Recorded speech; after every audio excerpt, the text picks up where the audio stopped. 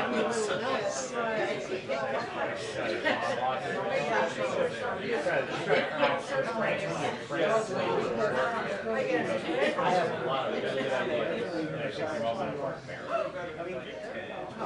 love the confidence. I love the confidence.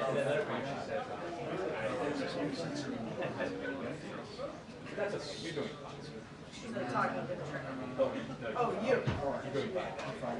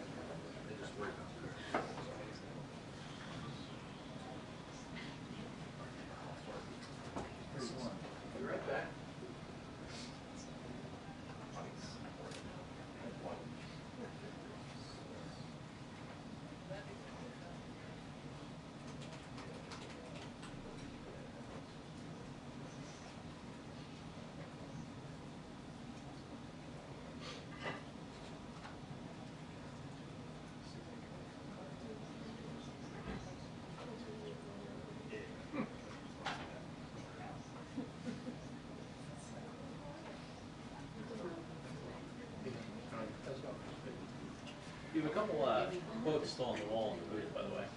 Yeah. Very, very durable. I forget exactly what they were, but clearly they're winners. I'd be surprised. Your legacy intact.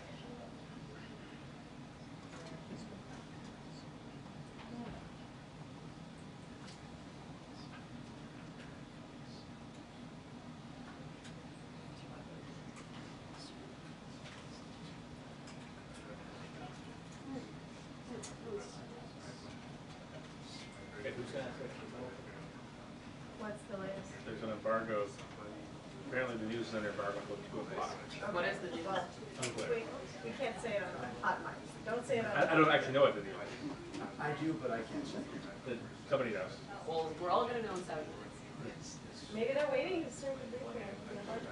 For 30 seconds. Yeah, people are just tweeting that there is news that's going to be out soon. So this the thing I never figured out if it was real.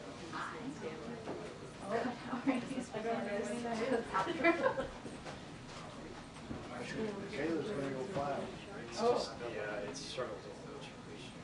News coming. Yes. What's wrong with it? Steve, do you? No, I don't know what it is. I feel like you should have. Yeah. It sounds like a lawyer's thing, doesn't it? It does. It sounds like financial news from the world, right? Yeah. I mean, like, it's definitely more Reuters Our than London oil people, futures. our London people might know that it's. Ask one of the Alistairs.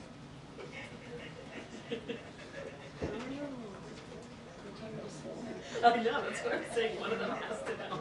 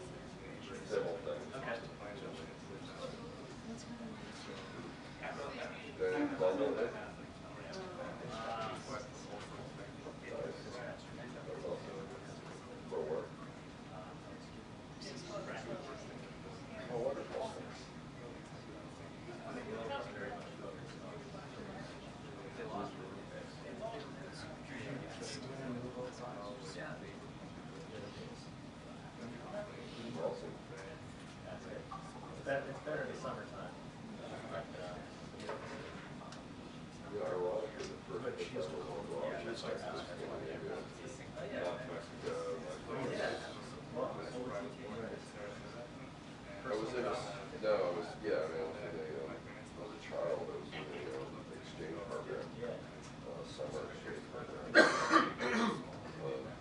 which is, local, and basically, you know, live with a local family. It's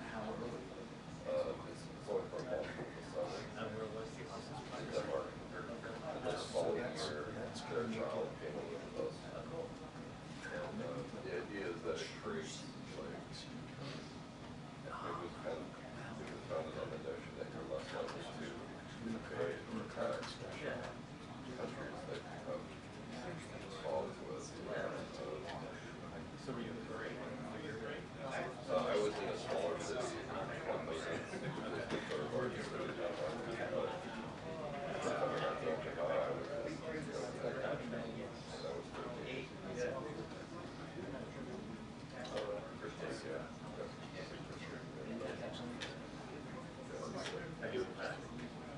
No, I haven't. I'm not very well traveled. I do on Facebook. Yeah, I do. We get along extremely well, but it was mostly my fault. 13 years old, really nice kid. But yeah, I mean, it was a good experience. I mean, yeah, for kids to go abroad, it's I guess you change the world. It's kind of abroad.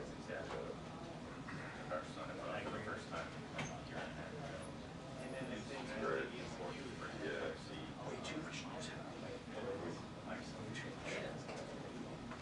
Much more likely to venture out off the beach of town. Yes. So I ended up living abroad for 10 years. That's sort of that's the only reason if I try to become a photo journalist in Cincinnati, Ohio. Where were you? Oh, it's big good.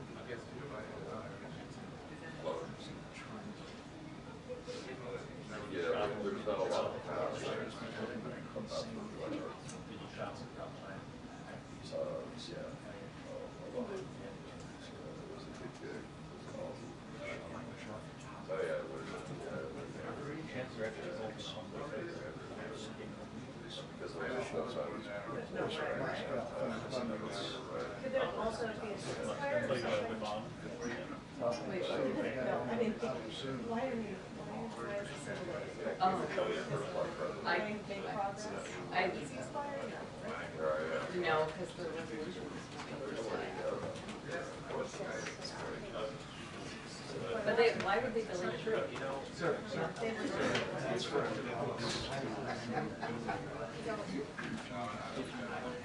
I mean, yeah. No.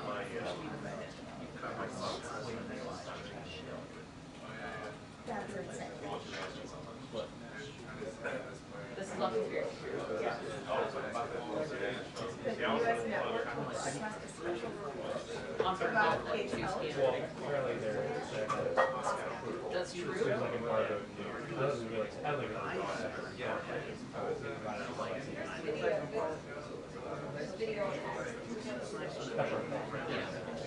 Yeah, myself and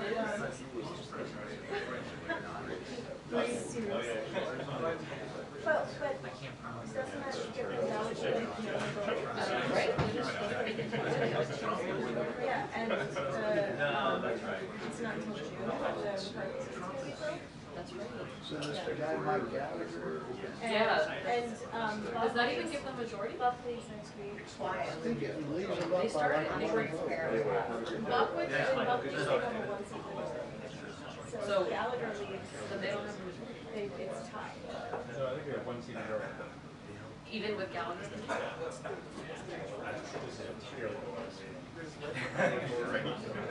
Okay, so let's see.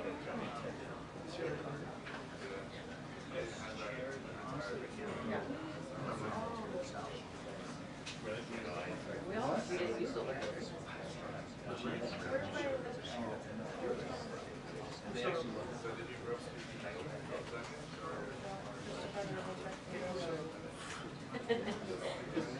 No.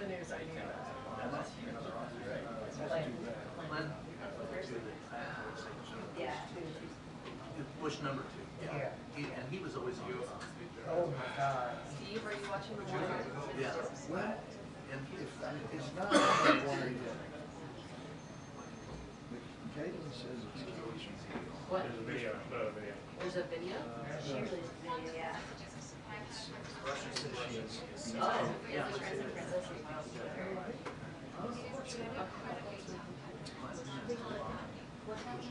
To say thank you personally for all the wonderful messages of support, for your understanding. Generative AI. Entire family. I've had a fantastic medical team who take great care of me, which I'm so grateful for. In January, I underwent major abdominal surgery in London, and at the time, it was thought that my condition was non-cancerous. The surgery was successful. However, tests after the operation found cancer had been present. My medical team therefore advised that I should undergo a course of preventive chemotherapy, and I'm now in the early stages of that treatment. This, of course, came as a huge shock, and William and I have been doing everything we can to process and manage this privately for the sake of our young family.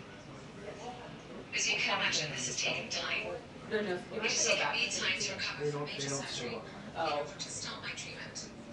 But most importantly, it has taken us time to explain everything to George, Charlotte and Louis in a way that's appropriate for them and to reassure them that I'm going to be okay. As I said to them, I am well and getting stronger every day by focusing on the things that will help me heal in my mind, body and spirits. Having William by my side is a great source of comfort and reassurance too, as is the love, support and kindness that has been shown by so many of you. It means so much to us both. We hope that you'll understand that as a family, we now need some time, space and privacy while I complete my treatment. My work has always brought me a deep sense of joy, and I look forward to being back when I'm able. But for now, I must focus on making a full recovery. At this time, I'm also thinking of all those whose lives have been affected by cancer. For everyone facing this disease, in whatever form, please do not lose faith or hope. You are not alone. The only reason why she said it is because they broke through her records. I mean, the Russia one. No. No, they're not saying. But what's in the stomach? Pancreatic. A lot of things in the abdomen that are not good. Pancreatic is like fast. It's the colon, you know. My thinking was that she required a bowel resection, which would have explained a long period of time she's been there. Or she could have been under chemo. Chemo takes a lot out of it. Yeah, yeah, chemo takes a lot out of it. Well, Beyond paralyzed.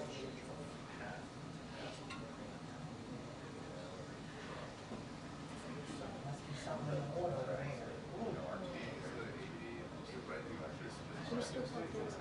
At the same time, and those are old buildings, I didn't think about that. Very old buildings. Is it something in the building?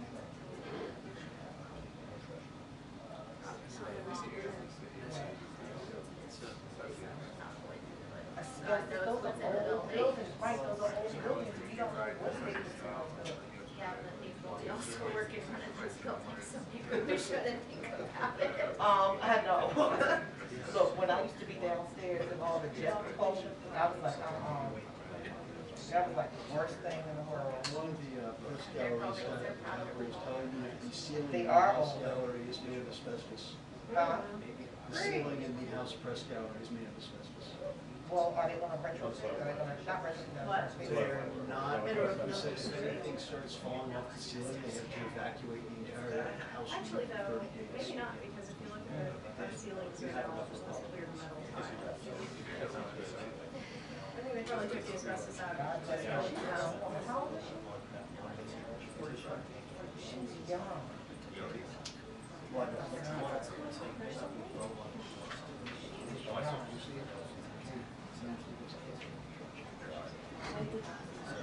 there's also that, That's movies in this room. Press briefing will begin in 2 minutes. Did really well waiting for it. Yeah, me too. Well, everyone would have been so distracted because of this. Yeah. Beer. I did the first beer. Remember how we did it in the truck? Whoever won the pool had to buy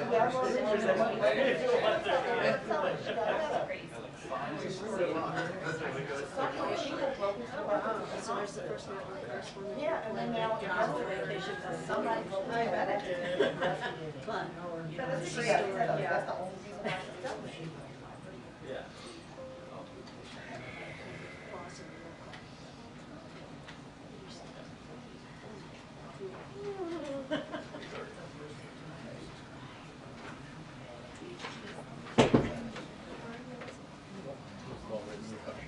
What? Do more written questions.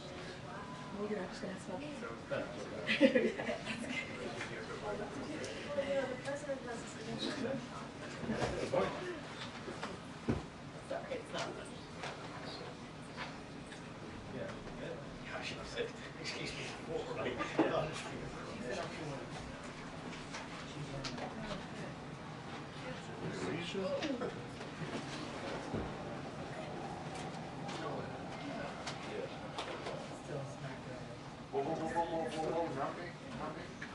I'm still 19.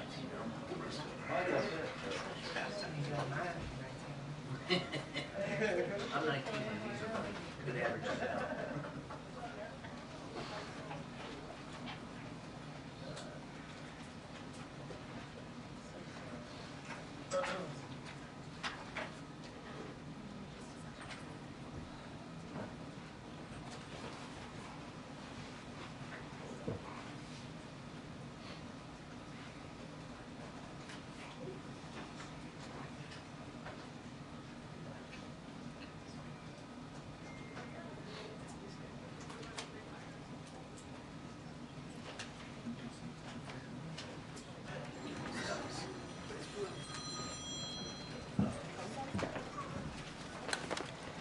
Good afternoon, everyone. So I wanted to just start off at the top that we just heard, obviously all of us just heard the terrible news. Our thoughts are with the Duchess of Cambridge and her family members and friends during this incredibly difficult time. And certainly we wish her a full recovery. And I think it's important that we respect their privacy, especially at this time. So I'm not going to go further than that. I will do one more thing before that, though. I know folks are going to ask if the president has spoken to her or the family. I can just say right now that we don't have anything to share at this time. But obviously, we wish the Duchess of Cambridge a full recovery, and we are incredibly sad to hear of the news. Send her a note. I don't have anything to share at this time. This news just broke, obviously, so we are taking this in, this terrible news, as all of you are, and so just don't have anything to share. We want to make sure that we certainly respect their privacy at this incredibly difficult time, not just for her, but her family. So I'll just leave it there. Did the palace give the White House any kinds of a heads up? I will just say we learned just like all of you, and we want to be incredibly respectful to their privacy. So I have a couple of things at the top. Obviously, we have a guest, the Admiral's here today to talk about a couple of things in the Middle East and more broadly. So tomorrow marks 15 years since Affordable Care Act became the law of the land. President Biden believes that health care is a right, not a privilege, and since taking office, he's been focused on historic actions to lower health care and prescription drug costs and expand access to coverage. So ahead of this historic milestone, I want to go over some key statistics, which I think is incredibly important. Under President Biden, more Americans have health insurance than under any president. A record-breaking 21 million Americans signed up for health coverage this year, with a majority of shoppers able to find coverage for less than $10 a month. Americans are saving on average $800 a year on premiums. 4 states have expanded Medicaid since the president took office, and millions have benefited from ACA's critical protections, which have prevented people from being denied coverage for pre-existing conditions or being charged with more for being a woman. But President Biden is not resting on these accomplishments. He has a bold agenda to continue to bring down Americans' health care costs. He's calling on Congress to make expanded Affordable Care Act tax credits permanent so Americans can continue to save on premiums. After decades of failed attempts and without a single Republican vote in Congress, President Biden beat Big Pharma by passing the Inflation Reduction Act. Already the law is lowering prescription drug prices. Now, President Biden wants to expand the amount of drugs that Medicare can negotiate lower prices for to at least 50 drugs per year.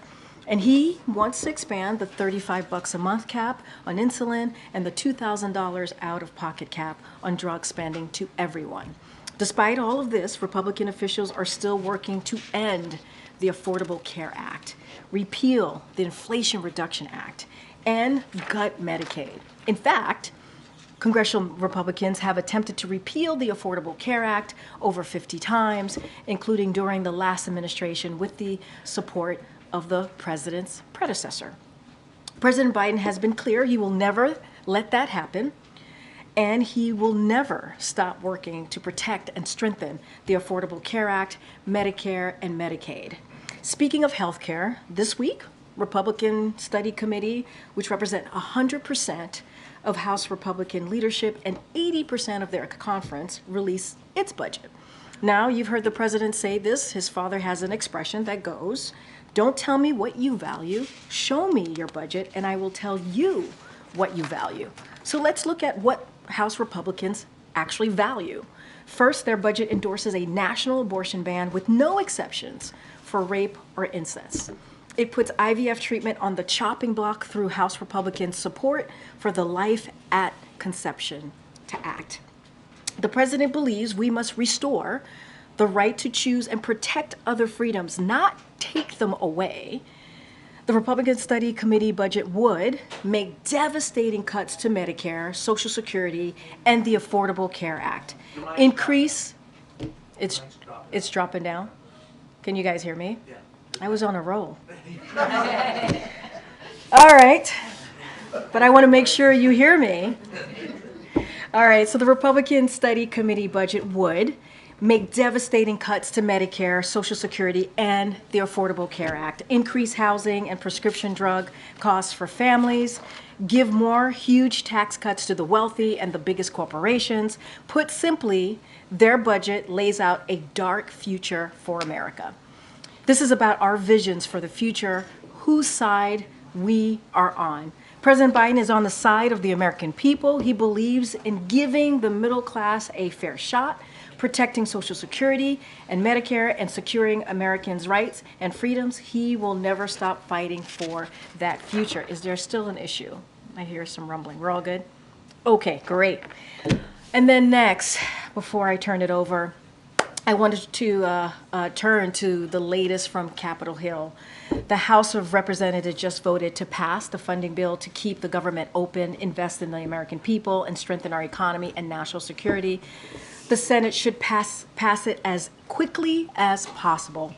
To be clear, this bill is a compromise reached by congressional appropriators, so no side got everything it wanted, but it expands access to child care, Head Start, invests in cancer research, funds addiction prevention programs, and advances American leadership abroad. It also provides resources to secure the border that Republicans opposed. We fought hard for additional resources and were successful in preventing Republicans from severely underfunding DHS. But it's not enough. Republicans have blocked our multiple requests in increased border funding and the bipartisan border security agreement. Congress should pass that agreement to give border personnel the policies and funding needed to secure the border. The House must also pass the bipartisan national security supplemental to advance our national security interests. And I do have one last thing. Turning to the president's schedule and upcoming visit, we recently announced that on April 15th, the president will welcome Prime Minister Soudani of Iraq to the White House to coordinate on common priorities and reinforce the strong bilateral partnership between the United States and Iraq. The leaders will reaffirm their commitment to strategic framework agreement and deepen their shared vision for a secure, sovereign, and prosperous Iraq, fully integrated into the border region.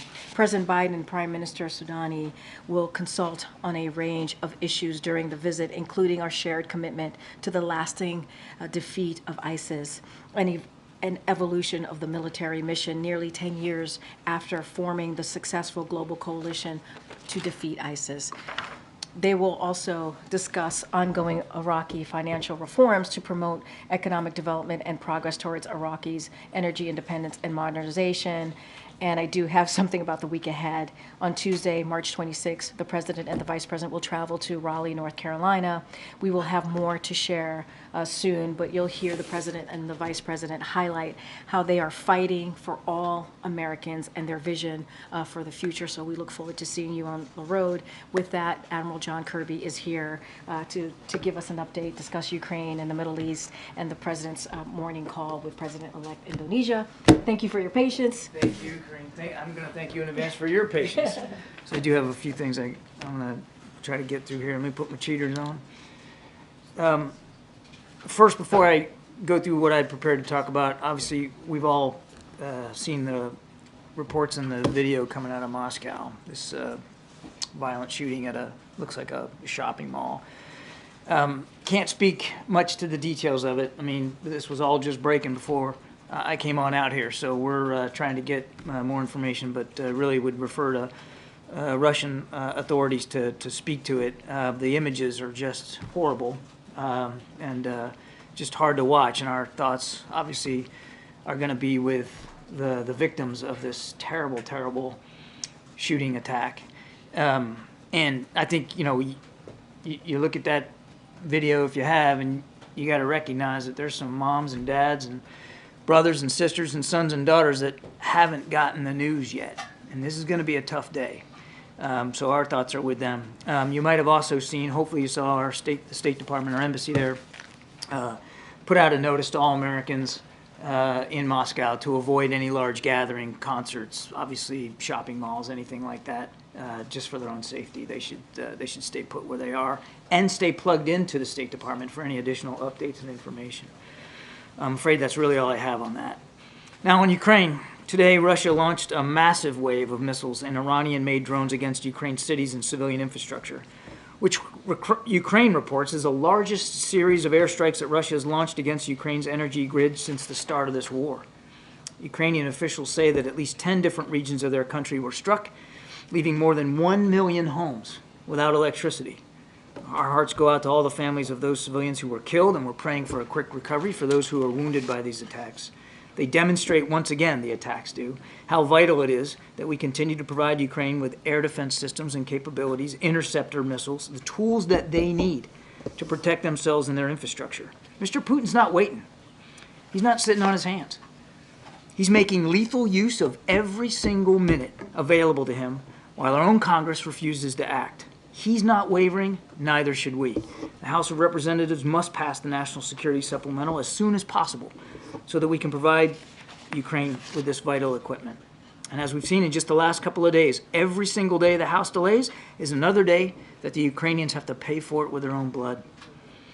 Now also today, the United States put forward a resolution at the UN Security Council that supported ongoing diplomatic efforts aimed at securing an immediate ceasefire in Gaza as part of a hostage deal. Notably, the resolution condemned Hamas for the October 7th attacks, which we believe is long overdue, blaming Hamas, condemning Hamas, especially in light of the UN's recent report confirming that Hamas engaged in conflict-related sexual violence.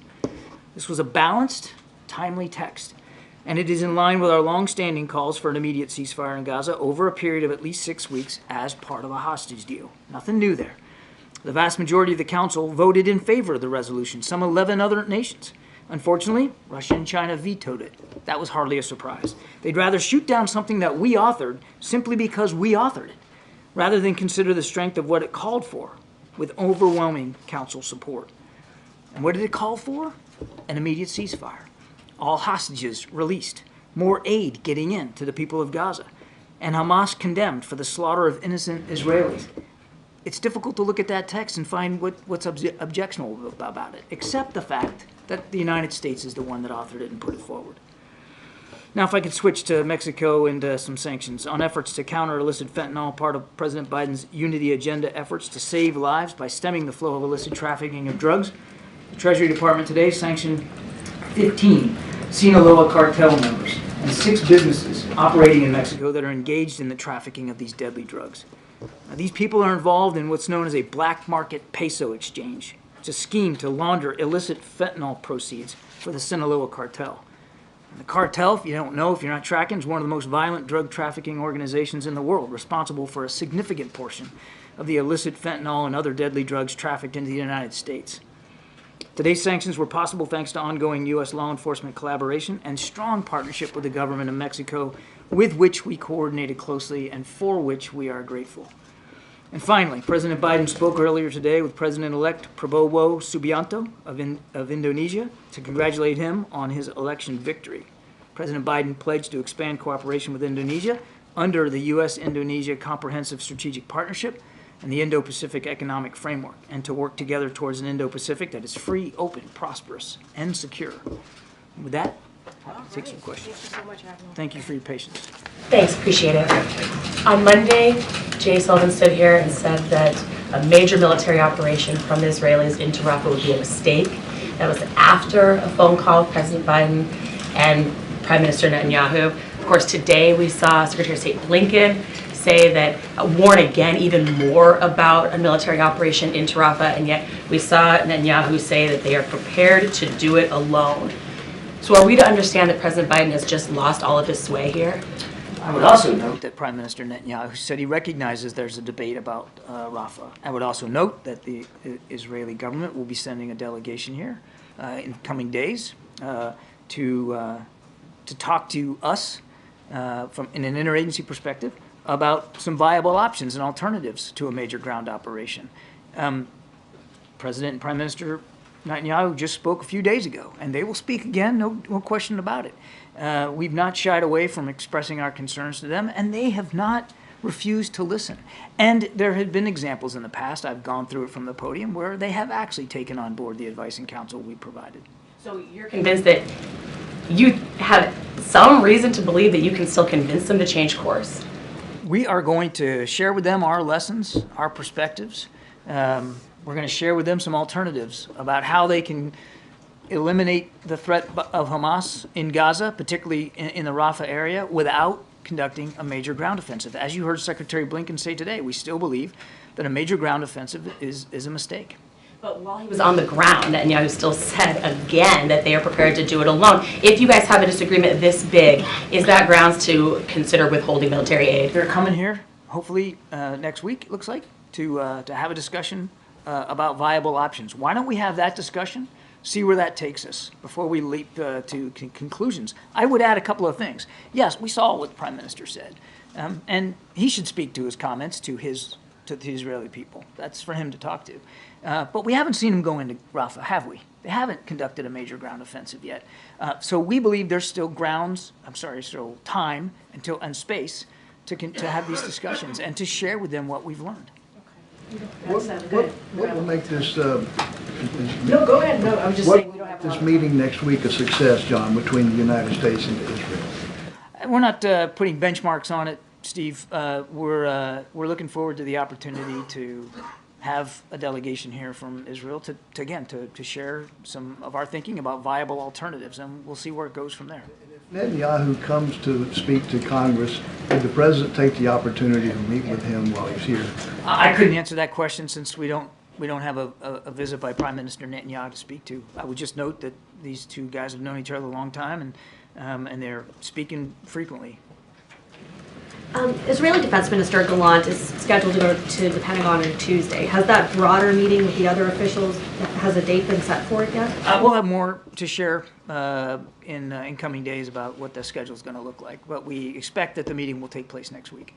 Does the president feel that he... Let me just add, it'll be that delegation is that meeting about Rafah is a separate meeting than the defense minister's meeting with Secretary Austin, which was long scheduled. And does the president feel that he does have tools in his toolbox to perhaps exercise harder leverage against Israel if they do move forward with going into Rafah?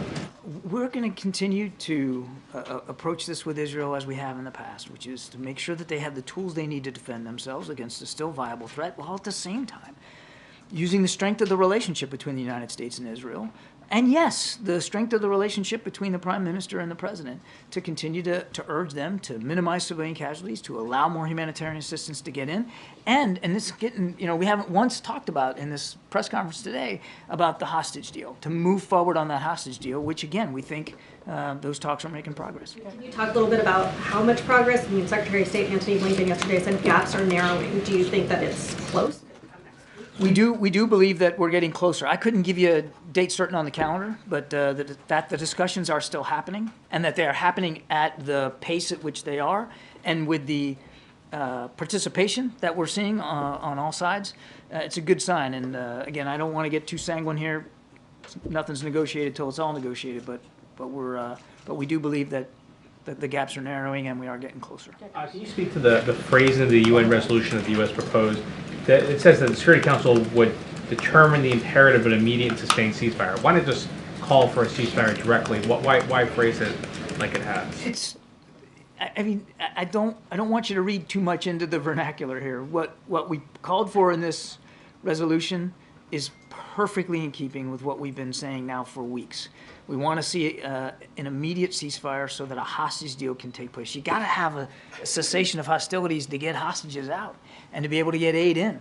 And what we're looking for, and it's in the resolution, is for a period of about 6 weeks.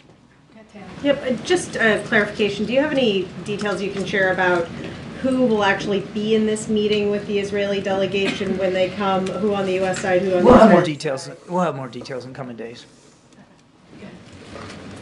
Thank you. On Venezuela, do you have a reaction to the arrest that happened this week of two people close to Maria Corina Machado? Yeah. And how does this affect the calculation of the United States to reimpose sanctions in April? Is it still possible to have free elections in Venezuela? We're deeply concerned by these reports of these arrests.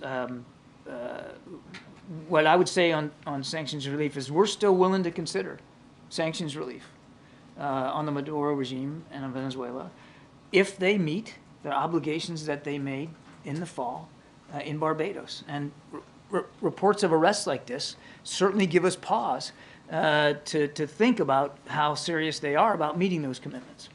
Has there been any conversations with them recently? I would refer you to the State Department. I'm not aware of any conversations from the National Security Council, but you should talk to the State Department. Thank you. Thanks, John. Can you talk about, in a practical sense, what it means that the U.S. thinks it's a mistake for Israel to go into Rafah with a ground offensive? Will you halt aid and weapons? Yeah, I think I just got the same question. I'm not going to get it. No, well, you didn't. There was an answer. Maybe you didn't find it satisfactory, but that's okay. What we're talking about here is making it clear to the Israelis our deep concerns about any ground offensive into Rafah. There's 1.5 million people there, and it's not a big space. They've got to be accounted for. Their safety and security has got to be protected. And we believe that a major ground offensive is a mistake. We believe that it will be, as I've said many times and you've heard from other officials, a disaster, certainly for those 1.5 million refugees in Rafah. And so we want to present to the Israelis some viable alternatives and options about how they could go after the legitimate threat of Hamas there in Rafah without sacrificing the safety and security of those people. Is it a mistake, or is it a violation of the national security memo that would in turn result in the halt of aid and weapons?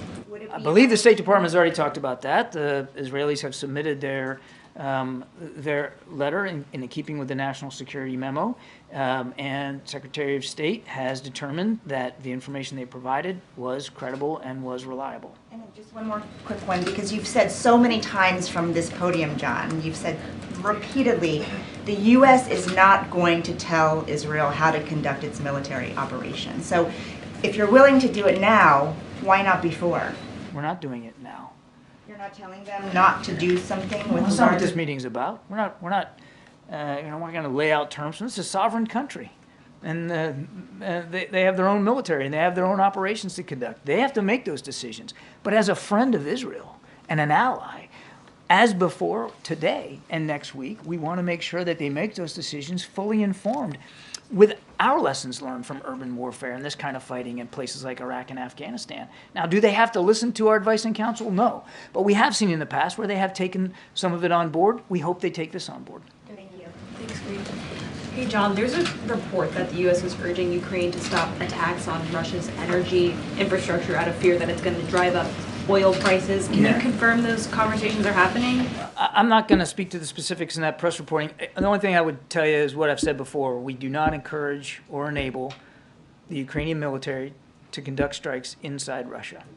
Are you concerned about this at all, that these attacks are happening against their energy infrastructure? We do not encourage or enable Ukraine to strike inside Russia. John, do you have any updates on the U.S. involvement when it comes to Haiti? And also, what are the conversations, if any, about changing or fixing the immigration status when it comes to Haitians who cannot file for asylum in the country as it's been overtaken by gangs, which is considered a coordinated militia, and they come here? On your second question, I'd refer you, April, to the State Department to speak to the particular policies on asylum seekers. But can you repeat your first question, because I'm not sure I totally understood it. Do you have an update on U.S. involvement when it comes to Haiti? An update on U.S. involvement. So I would say, look, our lines of effort are really kind of three things right now. One is working with the Haitians on a Haitian-led political transition process, and that presidential council, that transitional council is up and running, and hopefully we'll see some movement here in coming days about their selection of individuals for governance in Haiti that can be credible and can meet the aspirations of the Haitian people. Number two, we're working with Kenya on a Kenyan-led multinational security support mission, which would not include U.S. Troops on the ground as part of that mission, but we are working with Kenyans on what that could look like, what support they might need externally from the United States. And then thirdly, and this is clearly we're doing what we can to help those Americans who want to leave Haiti get out safely. And there were some additional helicopter movements today, as a matter of fact. Thank you. So question, did the U.S. have prior knowledge of this attack in Moscow, given that the U.S. Embassy had issued warning beforehand?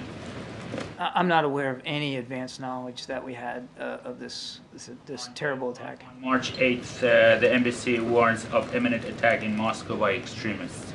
Yeah, I think that I'll let the State Department speak to that. But I don't think that was related to this specific attack. Just a couple more. John, today the Vice President said that she had seen the plans and that there was no credible way to allow for the relocation. She said she looked at a map. She saw maps of Gaza. And said that there was no credible way to relocate those who are sheltering there. Was it ever feasible? As I've said from the podium myself, 1.5 million people in a very confined space, that is a tall order for any military to find a place for that many people to go where they can be safe and secure, where they can have access to medical care, food, water. That's a tall order for any military. And I think the Vice President is speaking plainly and candidly about the scope and the scale of that kind of a challenge. For weeks, though, the U.S. was saying the only way they would support a ground invasion in Rafah was if there was a credible plan to relocate those civilians. That's so correct. The position now is that's not possible. Was it ever possible? We have not seen such a credible plan. And one of the things that we want to talk about with this Israeli delegation next week is exactly that. I mean, we're getting focused on the ground offensive, but the other thing we want to talk to them about is the humanitarian situation there in Rafah. Should we expect the president to be a part of this meeting next week, or you would not expect that with the Israeli delegation? We'll have more details about participation in coming days. All right, Danny, and then Brian, you have the Thanks, Karine. Thanks, Admiral. On the attack on Moscow, I know you're still gathering information, but do you have any sense whether this could be linked at all to the conflict in Ukraine? There is no indication at this time that Ukraine or Ukrainians were involved in this shooting. But again, this just broke. We're taking a look at it, but I would disabuse you at this early hour of any connection to Ukraine. A quick follow-up and then a question. Well, first question. Sorry, John. Is there? Can you explain the difference between the veto that was offered by China and Russia to a peace in the Middle East ceasefire, and the one that we offered in February? What's the difference? Ours was based on substance. Ours was based on the actual content in the resolution, which just called for an immediate ceasefire, no condemnation of Hamas, no connection to getting the hostages out, nothing in there about humanitarian assistance. We support an immediate ceasefire. But as our resolution said, in connection with a hostage deal that gets those people home, gets more aid in, and actually for the first time at the Security Council condemns Hamas for what they did on the 7th of October. Our objections and our vetoes were based on substance and content. The objections and the vetoes today by Russia and China were simply based on politics. Because we authored it, it had to be bad. Thanks. And a follow-up wait, real quick, a follow-up on Russia is there any indication, there's been speculation, that it shows with the protest that was brought up with Alexei's death, that there is some pattern of instability now in the Russian regime? Would you confirm that, or do you think it's too early to say that? I think it's difficult with the news today to make some broader point about instability in Moscow or in Russia. Clearly, there are people in Moscow and in Russia that object to the way Mr. Putin is governing the country. But I don't think we're at this early hour we can make a link between the shopping mall attack and political motivations. I think we need more time and we need to learn more information. Thank you so Have a great much, weekend, Admiral. everybody. Have a great weekend. Thanks, Admiral. All right, Chris, what you got? So the spending votes today, it's been difficult occasionally for the White House to reach durable spending agreements with House Republicans. What's your response to the motion to vacate that was filed against Speaker Johnson and the future of those kinds of negotiations? Look, we've always been very clear. We are not going to get in the middle of what's going on in the House leadership. That's not going to be our focus. The president has been very clear. He's going to continue to focus on the American people. You saw him in Arizona where he made a really important CHIPS announcement on semiconductors, going to create 30,000 jobs in Arizona, good paying union jobs. The $8.5 billion commitment that's going to actually, with Intel, that's going to actually spur more investment into this country on manufacturing investment, doing more semiconductors right here in the U.S. And so that's what the president wants to focus on, creating jobs, actually investing in America. You saw him go through 3 states in 2 days to talk about how he sees this vision for this country. He has been also very clear. Look, there are a couple of things that are on the floor of the House, right? Or one of them is should be on the floor of the House, which is the National Security Supplemental. We know it would get overwhelming support. We need to see them move forward on it. You just heard from my colleague from NSC how important that for Ukraine to have the funding that they need or have the assistance, security assistance that they need to continue to defend themselves. So we want to see that go through. And there's the bipartisan agreement that came out of the Senate, Republicans and Democrats coming together to try and deal with what's going at the border. We're just not going to speak to what's going on with the leadership. I guess get your popcorn, sit tight, watch what's happening. What's the risk if the Senate does not immediately move on the spending legislation and potential for partial whatever shutdown? I mean, look, there is still time to prevent a partial shutdown. The House passed the funding bill, as you all know, and the Senate still has time to pass it today, and there's no reason for it to not move forward. This is not about this president, it's not about the White House, it's about the American people. We've always said that. This is about programs that American families need, and so we should be able to avoid a partial shutdown. It is possible to do so, and so we want to see the Senate move quickly on this. Thanks. Has the president seen that dramatic video of migrants surging past National Guardsmen in Texas and El Paso? I mean, look, I have not spoken to the president about that video. What I can say is this. I really truly believe that's a question for, the Republican governor of Texas, right? This is something that he should address, that he should actually speak to. The president has worked with Congress in the Senate, as I just spoke to, about getting an immigration bill done, making sure that we deal with the border challenges that we see, that we're now seeing, and you have a governor of Texas who has continued to politicize this. I do want to say we are grateful for the Border Patrol's quick work to get the situation under control and apprehend the migrants, so that's important. But congressional Republicans need to move on this. What they're doing instead, and this is the bipartisan agreement, obviously, is listening to the former president, President Trump, tell them not to get involved in moving forward with this bipartisan agreement because of his own personal politics, because it will help this president. You all reported that. It's not coming from us. You all reported that. And it is unfortunate that Congress, Republicans, are not getting on board with what majority of Americans care about. And you have a governor in Texas, Governor Abbott, who is continuing to make this sadly a dangerous situation, a chaotic situation. Let's not forget who they pass by to pass by the razor wires. They pass by the Texas National Guards that the Republican governor put at the border. Are you saying that Americans should just expect that there will continue to be a standoff between the National Guardsmen and the border agents? What is the resolution? There shouldn't. The resolution is pushing forward with the bipartisan agreement that came out of the Senate with Republicans and Democrats. That's the solution. But with all due respect, it doesn't seem like it's going anywhere. It's not. There's no all due respect. You are asking me a question. I am telling you the solution. The solution is for Congress to move forward and Republicans to get out of the way or get involved. Get involved. Republicans in the Senate got involved with the Democrats, got involved with us as well for a couple of months to come up with this bipartisan agreement. An agreement that was supported by the Border Patrol Union, an agreement that was supported by the U.S. Chamber of Commerce, that if it is put into effect, it does become law. If they give the president the opportunity to sign this bill, it would be the toughest and the fairest legislation or law that we have seen in some time to deal with the border. I mean, honestly, this is a question for the governor of Texas. Seriously, that question is for, he's the one who, the razor wire, that's him.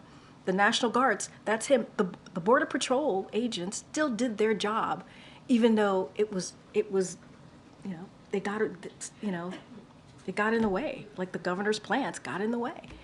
It sounds like right now the White House and the president, the administration is not considering anything else to stop future events like that. Right now, the blame is the Texas governor and Congress. You have a governor who has politicized this issue. Fact. That is just fact. He's politicized this issue.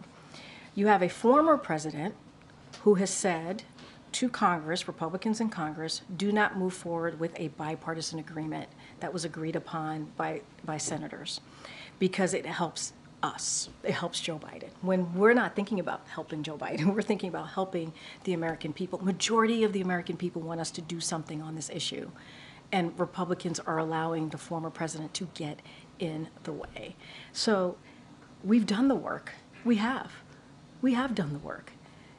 And we need more. Yes, we were able to secure more funding for DHS with this budget deal, but we need more resources. We do. And so there is an agreement. There is an agreement that took 2 months to get to. I don't know. It's up to them. They have to answer that question. But on that same issue, today Governor Ron DeSantis said that he's also looking at implementing a law like Texas that would allow Florida to arrest migrants as soon as they cross the Florida border. Are you concerned that other governors will be looking into kind of stricter immigration laws like this? I'm concerned about the politics that's being played here instead of dealing with the issue.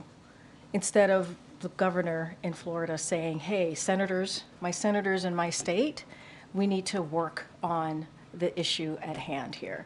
There is a bipartisan agreement that is in your chamber, right? That is in the Senate, that was agreed upon in a bipartisan way. Can you guys move forward with that instead of playing politics? That's what we want to see. We want to see an issue actually dealt with that majority of Americans care about. There is I cannot say this enough. There is a bipartisan agreement that came out of the Senate. Republicans were asked to reject it because of the former president, because of helping his own politics. That's not how we should be moving forward as a country. That is just not, and that's not what the president believes. Thank you. So on this border video, what does President Biden think should happen to adult men who are assaulting and overpowering U.S. National Guardsmen? Well, let me just first say we're grateful, and I said this moments ago, to Border Patrol agents for their to quickly work and get the situation under control and apprehend the migrants. So I want to be really clear that everyone who was apprehended by Border Patrol. They were able to do their job, even though it's made it more. Even though Republican governor, in particular Governor Abbott, has made it difficult for them. They need more resources. We need more personnel. I mean, we have to have the backs of our law enforcement on the ground who are dealing with this every day. But Republicans are getting in the way. Republicans in Congress do not want to help. And you have a Governor Abbott, who's politicizing it. That is what's happening. Border Patrol agents did their job, even though the governor's getting in the way of them doing their jobs. But I get that you guys, you talk so much about having a more humane immigration system. This video does not show helpless women and children begging for a safe place to come in. It shows adult men landing haymakers on U.S. troops in uniform. If that was happening anywhere else in the world, wouldn't President Biden send reinforcements? So two things. Everyone was apprehended by the Border Patrol agents. That is important to note. They were apprehended. Were they deported? They were apprehended. I can't speak to individual cases. That's not something I can do from here. But they were all apprehended. That's number one.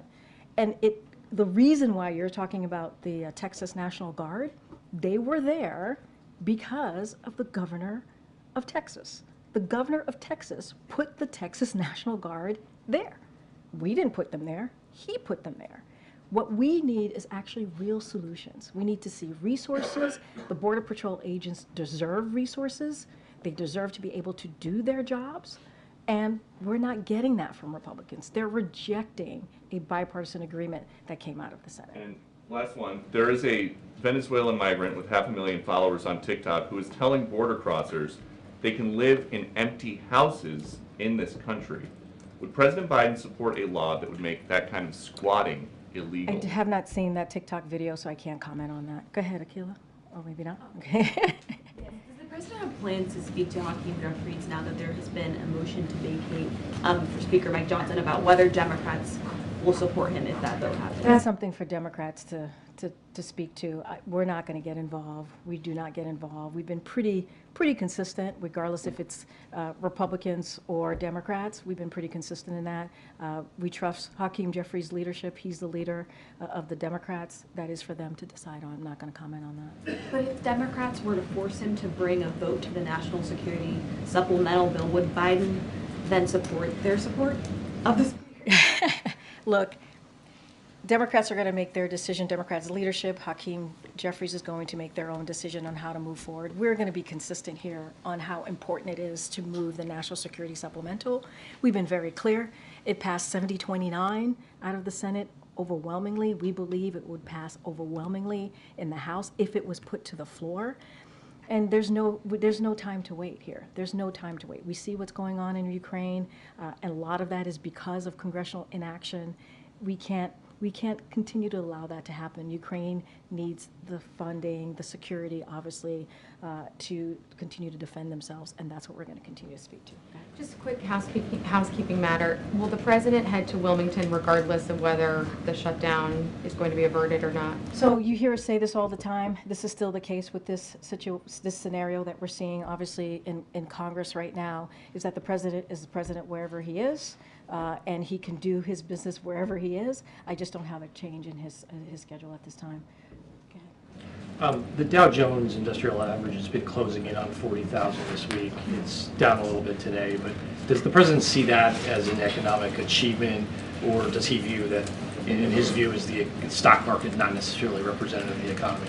So while we've said many times here, you've heard that from our economists, you've heard that from me, the stock market is not the economy. We understand that. It is clear that President Biden's economic plan is working to grow the middle class.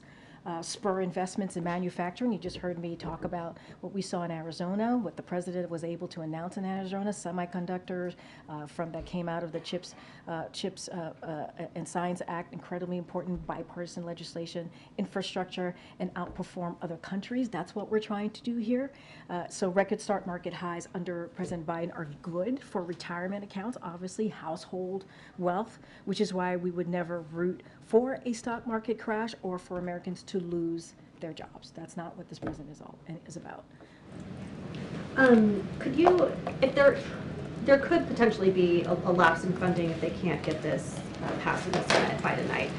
Can you speak to what the planning has been like for White House operations here? Like who would be deemed essential? Can people work over the weekend? That kind of thing. So look, Congress can prevent this partial shutdown. We believe there's still time to do that. So I want to be very clear here. But like every other agency, we are reviewing and updating our contingency plan. This is something that we do regularly, and we'll have more to share, obviously, once that is finalized. But federal employees just across the government will furlough, and that includes White House staff, just to give you a little bit of what that would look like. But we believe there is still time. There's still time for Congress to prevent a partial shutdown. This doesn't have to be. This doesn't have to be. And obviously, we're always, like every agency, we look at all options. If I could ask one question related to the royals. When King Charles had been diagnosed with cancer, President Biden had said that he had hoped to speak with him. Did they ever connect? So I don't have a call to read out about with the president and King Charles. I just don't have anything to share at this time. The president will reach out to King Charles over the weekend about this? Yeah, look, as I said before, obviously it is a tragic news. It is devastating news, and we certainly wish the Duchess of Cambridge a full recovery. We want to respect their privacy, especially at this time. They have young children, they have a family, so we want to respect their privacy. I don't have anything to share on the president reaching out. We just are learning this news literally as I walked out. But this news came to be, and so it is incredibly devastating to hear, and we wish her again a full recovery. Okay, Karen. It was just over a week ago that the White House announced the new weapons package for Ukraine, and Jake Sullivan had said at the time it could move very quickly to get there. Do you have an update on whether that assistance has reached Ukraine and reached the battlefield yet? So, as you know, it was important to be able to have that extra additional funding to give the additional assistance. Ukraine obviously needs that. They have been losing ground in the battlefield. So obviously Jay came here and gave a laydown of how important that is. I don't have any specifics on where we are on getting that funding, not getting that funding, getting the assistance to the Ukrainians. I would refer you to the Department of Defense, but it was important, it's critical to do everything that we can to make sure Ukraine has what it needs to defend itself. But that is not enough. You also heard Jake Sullivan say that from here. That is not enough. We have to move forward and get the national security supplemental. It has to get out of the House. We know it got out of the Senate. It's important to do that. Great.